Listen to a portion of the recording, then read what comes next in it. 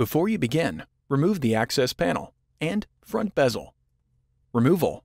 Rotate the front drive cage up to gain access to the power switch assembly and cable.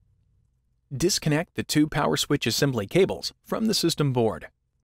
Remove the two power switch assembly cables from the routing channel on the chassis.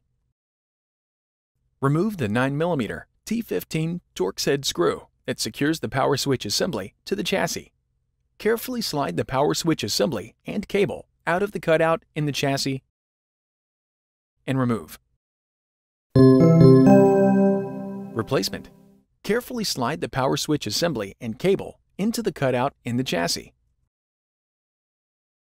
Replace the 9mm T15 Torx head screw that secures the power switch assembly to the chassis. Route the two power switch assembly cables through the routing channel on the chassis. Connect the two power switch assembly cables into the connector on the system board.